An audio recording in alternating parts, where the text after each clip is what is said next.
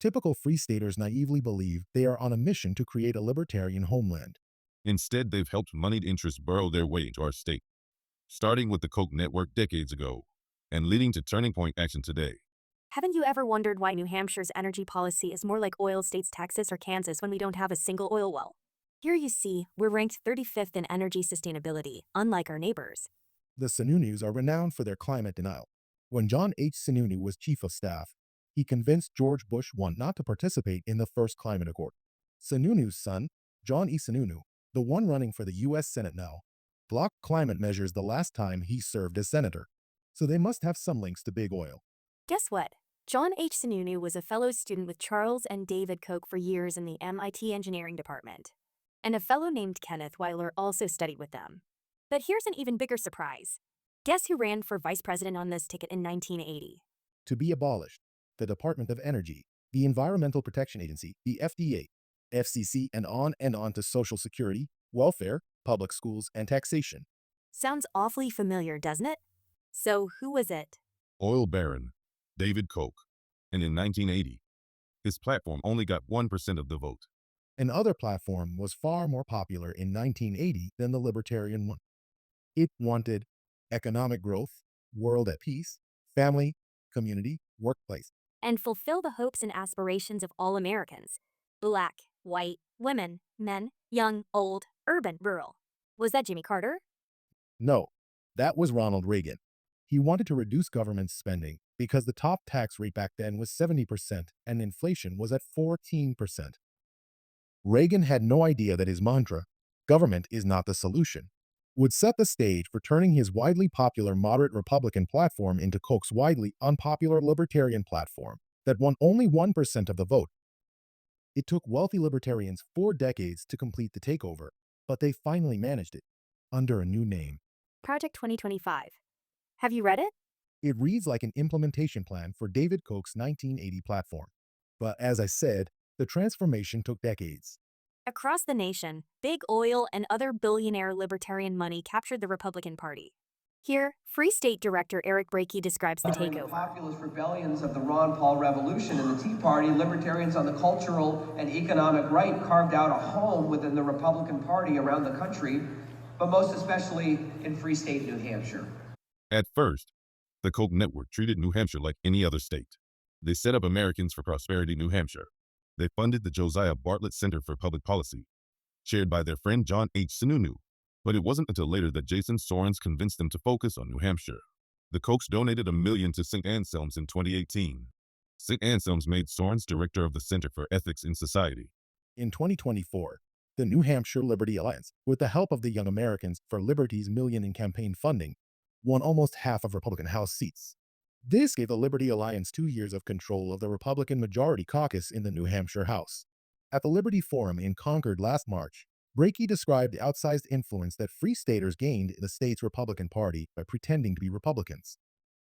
Over a decade later, the Republican Party has a trifecta over the New Hampshire House, Senate, and governorship, but that doesn't tell the whole story. As one hostile Republican state representative shouted at me while I was speaking at a local GOP committee, she said, "We don't have a Republican majority. We have a Free Stater majority." And it was true, for the moment. So just how do billionaire-funded libertarian political groups use the Free Staters and their Liberty Alliance to change laws? Let's track how these groups worked together to pass the original, massively unpopular voucher bill for so-called education freedom accounts. February 2021, the New Hampshire House heard the original voucher bill. In the largest participation ever seen, 3,168 voters signed in to oppose the bill. 600 signed in favor. The bill started from ALEC. ALEC is a group funded by corporations and wealthy individuals to write templates for state bills. They feed templates, like educational vouchers, to state legislatures through their ALEC chairs. Remember Ken Weiler, who studied engineering at MIT with the Kochs and Sununu? Ken is an ALEC chair. He leads the New Hampshire House Finance Committee 1, responsible for the state budget.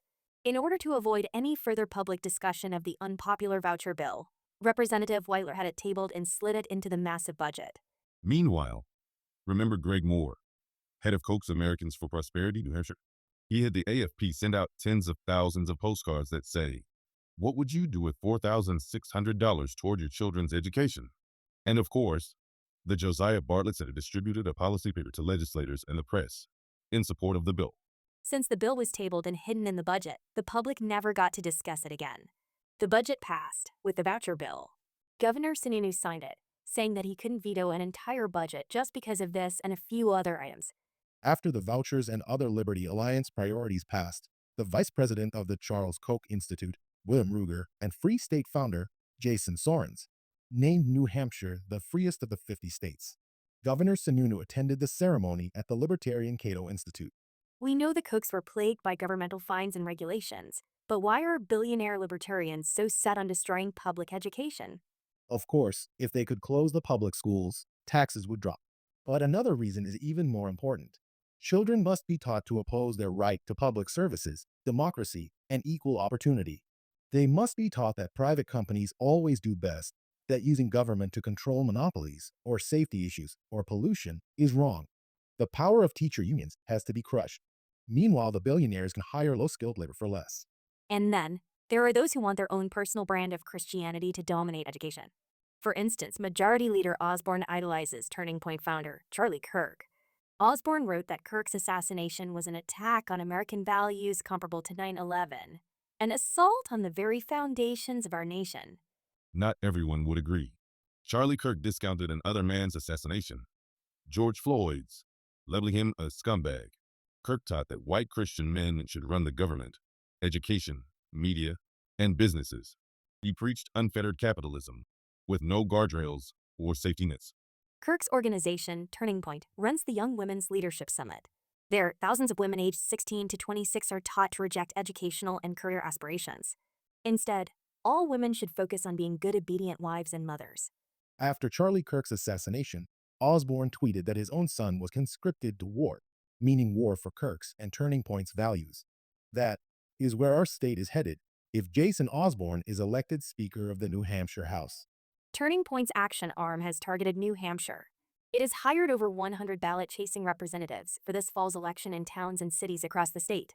They will be supporting many of the Free State Agenda candidates. In fact, these legislators are on Turning Point's payroll.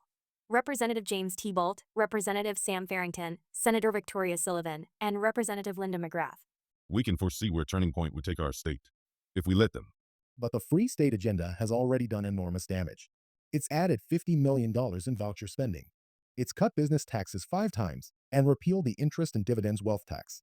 The state is using one-time money to balance the budget. $100 million from tax forgiveness and millions more from dedicated funds and the sale of the Youth Detention Center. According to New Hampshire Fiscal Policy Institute, they're responsible for over $1 billion in lost revenues to the state.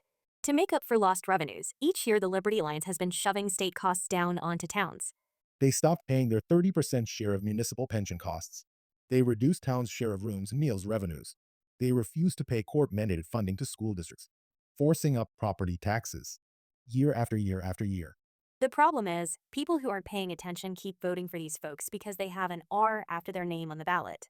They think they're voting for traditional Reagan-style Republicans. Instead, they're electing radicals riding in on the Republican name. But they may have overstepped. Recently, some Republicans have begun to stand up against the Free State Agenda. We are not all true Republicans with common goals. Tucked away in our so-called majority is a group with an agenda and goals that were not immediately apparent to me. Free Staters, a group started here in New Hampshire. Next up, Part 4, How We Can Take Back Our State.